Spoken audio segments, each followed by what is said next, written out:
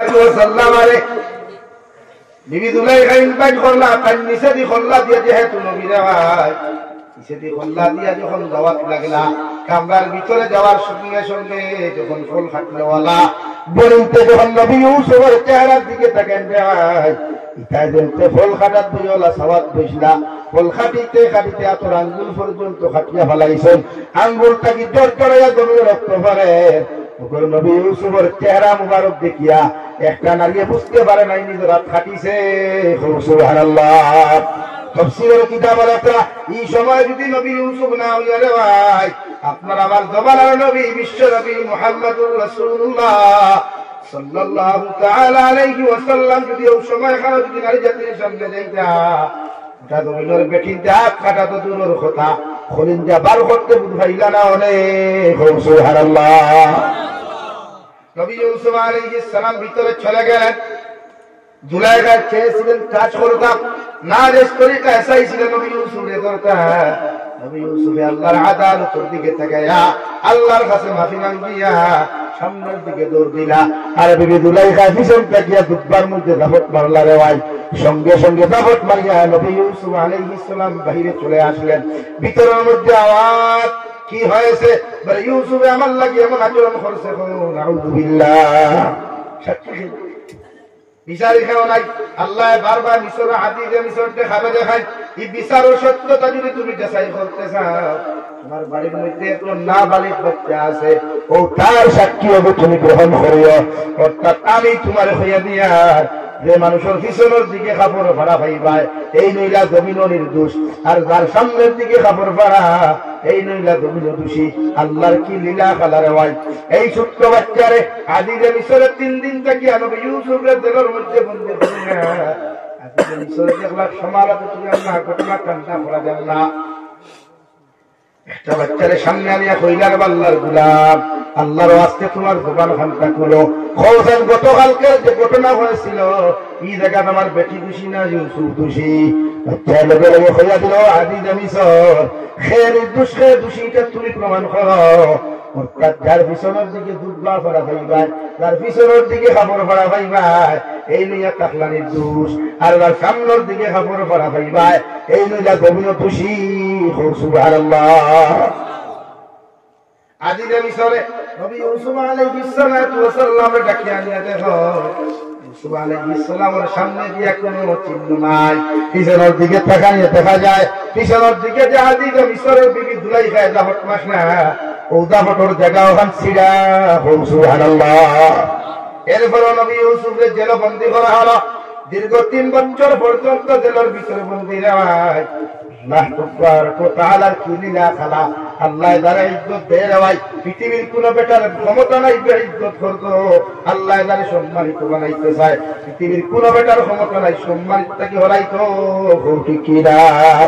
কোরআনুল কারীমের মধ্যে মহান আল্লাহ রাব্বুল আলামিন বলেন, ইয়াসুরকুমুল্লাহু ফালা গালিবা লাকুম ওয়া ইয়াখযুরকুম ফামান যাল্লাযী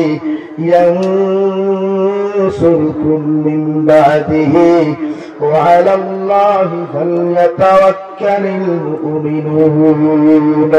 رب العالمين বলেন, ও নবী মুহাম্মদুর রাসূলুল্লাহ, আমি যদি আল্লাহ খেউরের সাহায্য করনেওয়ালা হয়ে যায়, আমি আল্লাহ যদি খেউরের ইজ্জত করনেওয়ালা হয়ে যায়, আমি আল্লাহ যদি খেউরের ইজ্জত দেওয়ালা হয়ে যায়, পৃথিবীর মধ্যে কে আছে এমন? কোন বেটার শক্তি আছে, কোন রাষ্ট্রের ক্ষমতা আছে, কোন আর্মির ক্ষমতা আছে, কোন পুলিশ ডিপার্টমেন্টের ক্ষমতা আছে, আমি আল্লাহ যারা ইজ্জত দিতে চাই, এর কোন বেটার ক্ষমতা নাই ইজ্জত করতে। সুবহানাল্লাহ।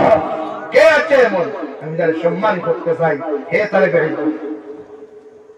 وَإِنْ يَخْذُلْكُمْ فَمَنْ ذَا الَّذِي يَنْصُرُكُمْ مِنْ بَعْدِهِ وَعَلَى اللَّهِ فَلْيَتَوَكَّلِ الْمُؤْمِنُونَ। আর আমি আল্লাহ যদি খেউরের ইজ্জত করতে চাই, আমি আল্লাহ যদি খেউরের ঠেঙ্গ ধরে লাগাইতে চাই, পৃথিবীর জমিনে কে আছে এমন? আরে জমিন ইজ্জতি বানাইতে হয়, সম্মানী বানাইতে হয়, এরকম কোন বেটার ক্ষমতা নাই। ঠিক কিনা? আছে অসুবিধা? অসুবিধা? Any problem? No problem. আমার দুস্থ হন, আমার বুজুর্গ হন, হযরতে জুলাইখা এত প্রসেসিং করিয়া যখন ইউসুফ আলাইহিস সালামের দোষী বানাইতে পারলা না, জুলাইখা প্রতিদিন ঘুমাই না, খাদ্যাখাটি খরচ, বিভিন্ন কবিতা হল, গাওয়াগাওয়ি খরচ, কিন্তু বাদশাহ প্রসেসিং করিয়া জুলাইখার তাকিতা নাই তো তার সম্মান বাঁচাইবার লাগিয়া ইউসুফের জেলের মধ্যে বন্দী করলা। সুবহানাল্লাহ। জেলের মধ্যে বন্দী করার বাদে 3 বছর বাদে বাদশাহ এমন এক খাপ দেখলো রে ভাই, যে খাবার মধ্যে দেখা গেল 7টা রাত ঘুরে 7টা মুঠা তাজা ঘুরে খাই নিছে গিয়া। প্রতিদিন বাদশাহ খাবো দেখুন, মগর খাবারটা বুঝতে না খেও নাই। দেখলাম 7টা রাত ঘুরে 7টা মুঠা মুঠা গরু খাই নিছে, একদম সুন্দর বুঝে আননি ভাই। এখন রাত ঘুরিয়ে তাজা গরু খাইছে, প্রত্যেক দিন 3 দিন করে যখন খাবারটা আমি দিতে ধান ডিপার্টমেন্টের মধ্যে রে ভাই বড় বড় ফাদরি হল, বড় বড় ফাস্টার হল বসা, খেয়েও তো এই খাবারটা হাবিজ দেওয়া সম্ভব হয় না। তখন একজন মানুষের খাবার মধ্যে হই না, একজন মানুষের জেল প্যাকেটটা ফেরো দেখাবো না। ও আজিজ মিসার, আপনি যে খাপ দেখছেন খাবারটা হাবিজ দেওয়া একজন মানুষের দিল আসল তাই না। আমার কয়েকদিন আগে একটা খাপ জমিনের মধ্যে দিয়া দিছিলা, যে খাবার কথা হযরত ইবনে সিরিন রাহমাতুল্লাহি তাআলা আলাইহি কিতাবের মধ্যে সম্বোধন করেছেন।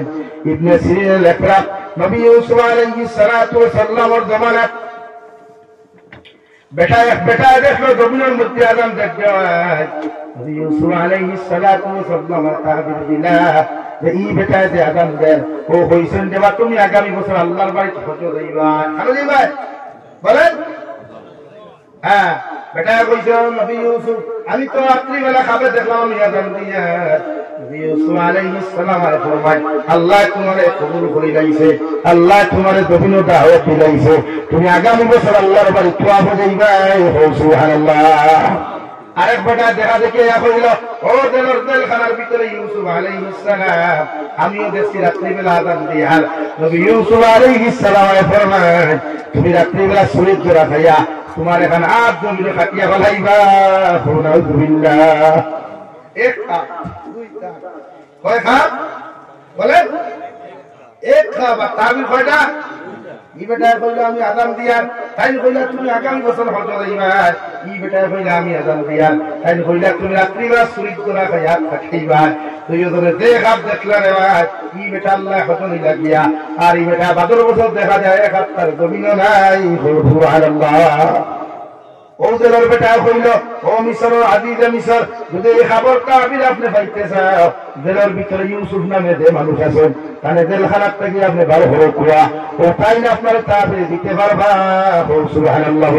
সাল্লাল্লাহু আলা মুহাম্মদ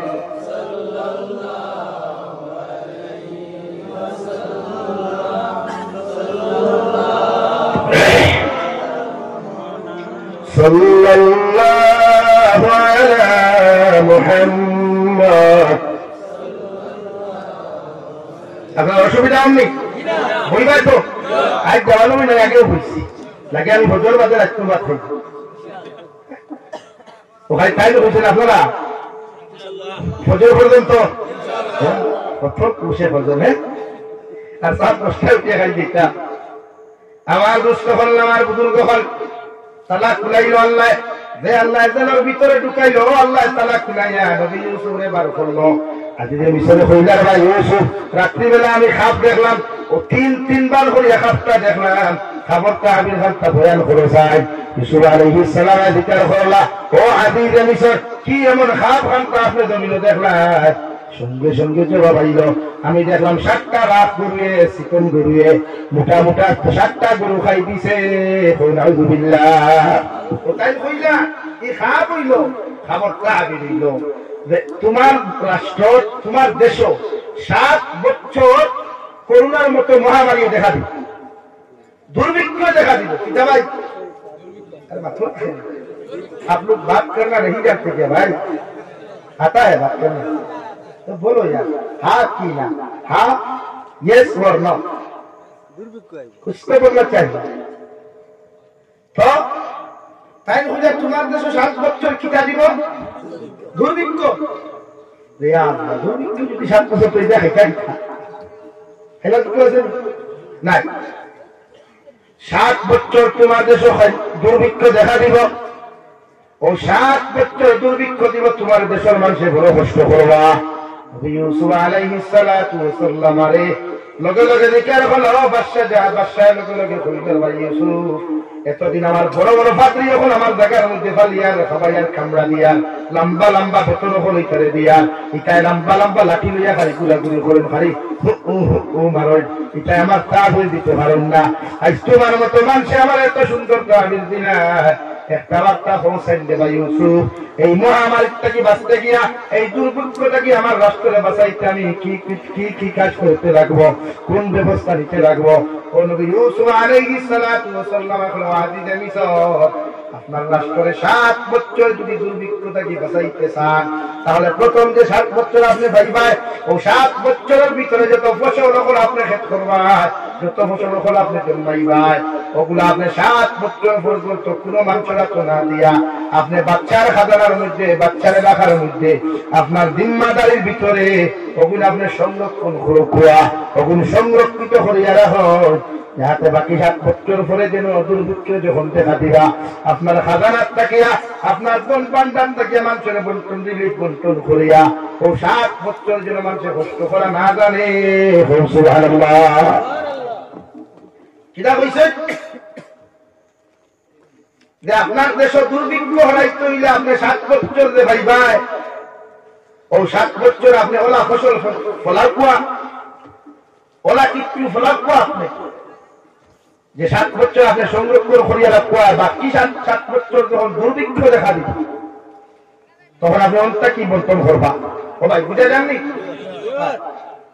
এখন সংরক্ষণ করতে আইছিলাম আলু 7 বছর পর্যন্ত রাখতে প্রসেসিং রাখবো না, ধান 7 বছর পর্যন্ত হিদা আইতো না, হেঙ্গা আইতো না, কুন্দুরে ধরতো না, তেলচুড়া ধরতো না, উলুয়ে ধরতো না, প্রসেস লাগবো না।